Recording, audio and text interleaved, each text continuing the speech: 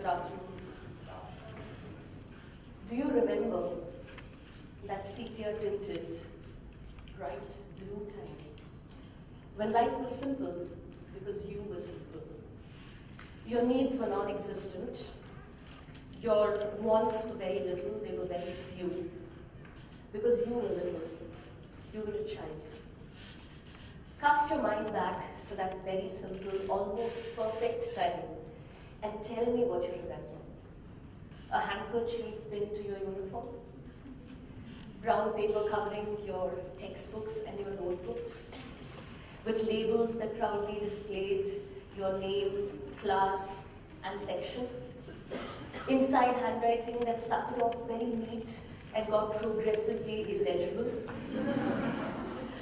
What else do you remember about those beautiful school days? Do you recall school trips? The lemon spoon race, anyone? School exhibitions? Karate demonstrations? Do you remember your rhymes, your nursery rhymes? Twinkle, twinkle, little star? Jack and Jill? You and poetry go back that far.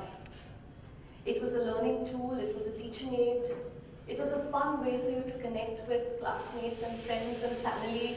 It was a great way for people to show you off, for the guests who came home to visit your parents. They could always say, "Beta, Kana, please sing, the latest rhyme you learned in school." Whether you were in the mood for it or not, it did not matter. Sort of like you do with the kids in your houses these days. Poetry won you prizes in recitations, competitions, declamations. It taught you that you were attracted to rhythm long before you even had a clue what you were attracted to. But we're getting ahead of ourselves. If you were ever soothed by a lullaby when you were a little child, that lullaby was poetry. If your parent tried to speak to you when you were in the womb of your mother, they probably used poetry or music to speak to you. Here is my contention. You have been connected with poetry for very, very long, except somewhere along the way you've forgotten about it. And today I'm hoping that I might be able to remind you of it. I'm amused, slightly irate, and completely indignant by the noise that surrounds us. Everywhere I seem to turn, all the sad faces, the quick jumping to conclusions. What relevance does poetry have today? Does it really fit in today's fast-paced life? How does it compare to the balance sheets and the profit and loss accounts and the serious, vital business of living? Even though there is enough evidence that points to the contrary. Let me explain. When was the last time you watched a really good movie? A movie where all the elements of great movie making came together? Well-defined characters that made you feel like you had met them or you could identify with them? Clever, smart casting choices? A clever, linear, gradual progression of the story? When was the last time? Or let me put it another way. If I gave you money for every bad movie that you've watched so far, would you have a lot of money or would you have little money? Right. But despite all the utterly banal stuff that is trotted out to us in the name of cinema, even progressive cinema, we don't hear too many people telling us that cinema is dead and gone. Instead, we are given that one good movie among all the bad movies, and we are said, because of that one movie, movie making is alive and all right. Thank you very much.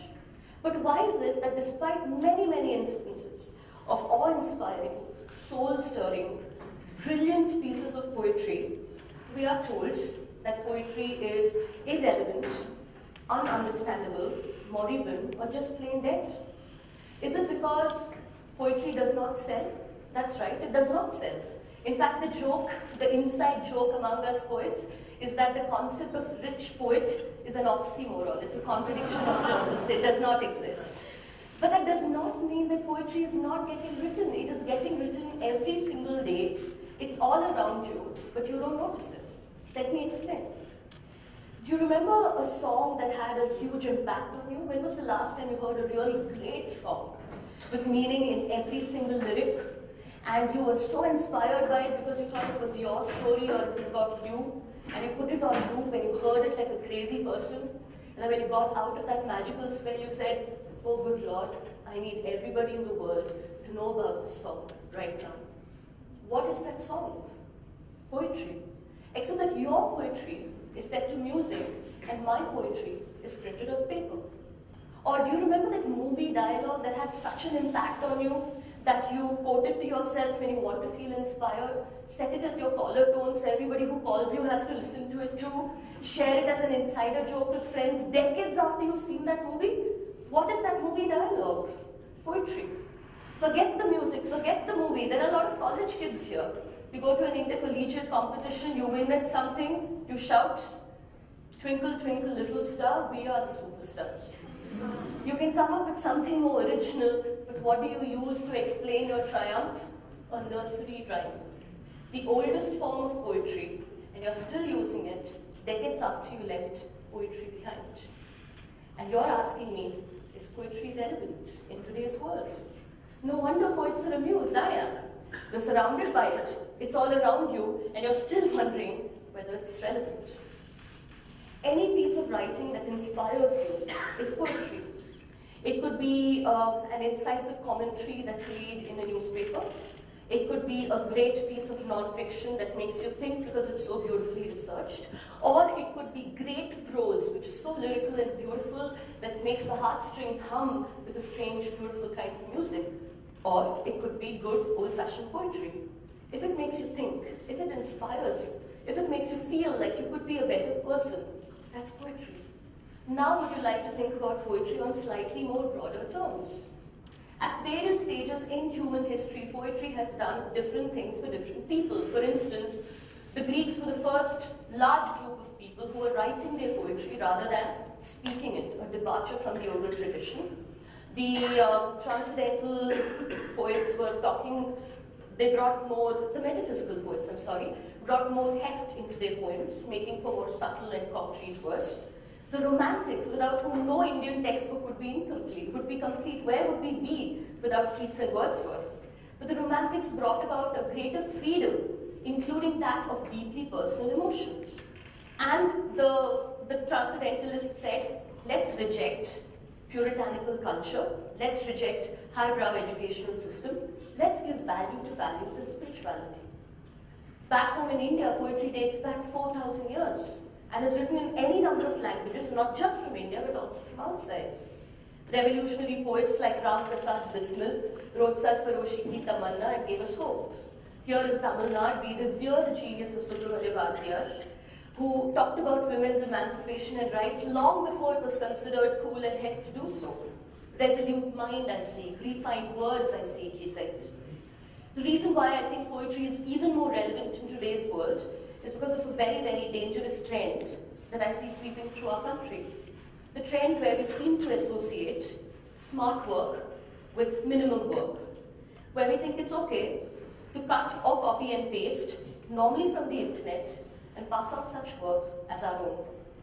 This is plagiarism, but you'll be amazed at the number of people who are perfectly okay doing it. Parents, teachers, and students. The internet is democratic, but the information belongs to the creator, and when I do not acknowledge the source, it makes me a thief. Poetry teaches you about the beauty of words to such an extent that you want to use them on your own for yourself. It is certainly true in my case. I started reading when I was 5 years old, started writing poetry when I was 7 years old. And I completely endorse Salman Rushdie's sentiments when he says, I grew up kissing books and read. I would read something, feel so inspired, and think I want to be a writer. I have a student who attended a poetry reading session in January and started writing poetry thereafter. I have friends whose children read and write poetry and stories. That's what poetry can do to you. That's what reading can do to you, like Professor very, very rightly said. But you'll never know it until you try it. Every single document seems to have some amount of dishonesty in it. I look at a resume, it has an inspired career choice. It has an inspired career objective. I look at an SOP about why you want to go abroad, why you want to go to a particular university. Sometimes it is taken word for word from the ever-helpful internet. Even a simple question of why a company needs to hire you sometimes stumps a candidate. If you've not tried it, you will not know what it means to write your own work. If we don't teach children, if we don't teach ourselves what it means to write, and if we don't teach our kids that it doesn't matter whether the work is incomplete, flawed, imperfect, regardless of whether it gets them the first grade or no grade at all, if we do not encourage honesty in their work, we will continue to encourage this trend, which is more distressing than it is disgusting. Try it before you knock it. But sometimes we're not willing to do even that. We don't read because we don't realize how rewarding it can be. We don't write because we don't realize we might be good at it. And poetry, I think, is like the editorial of the newspaper. Even before my students have tried it, sometimes they tell me it's either boring or it's very difficult. This dishonesty spills into other parts of our lives as well. When was the last time you saw an original post on a social networking site? Seems like everybody's on the website with something to share, but not to say. It seems like we need other people's words to tell the world how we are feeling.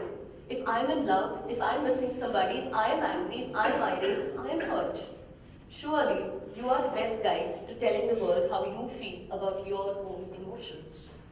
I also feel the need to share when I want to make a point, when I want to be an activist. It's like lighting a candle solves all my problems. Never mind if I have to bribe somebody to get ahead or jump a red light because the rule does not apply to me. Poetry was on the scene long before the fasts and the vigils and the candlelights, whatever masses. It was the voice of the people, and it was very powerful, which is why it's inspiring people so much. And poets were constantly talking about things that you and I could connect to. For instance, Maya Angelou says, I know why the caged bird sings. The caged bird sings of freedom. She talks about the phenomenal woman moving away from the society-dictated norms of what a phenomenal woman ought to look like. In Rudyard Kipling's If, we have lessons for character building and dealing with life more than any other book could probably give you. And when we read Charles Dickens's A Tale of Two Cities, we are hooked from the first couple of lines. It was the best of times, it was the worst of times. Or if classics are not your scene, why don't you try Baz Luhrmann's very irreverent, but always relevant, Everyone's Free to Wear Sunscreen. And when you're feeling a little low, pick up Invictus. It does not matter how it does not matter, how does that poem go? I have no clue, but it's a great poem. You might want to take a look at it. The beauty of the written word is poetry, ladies and gentlemen. It is not relevant to the business of life. In a lot of cases, it is the business of life. Maybe it is time we finally started paying attention. Thank you very much.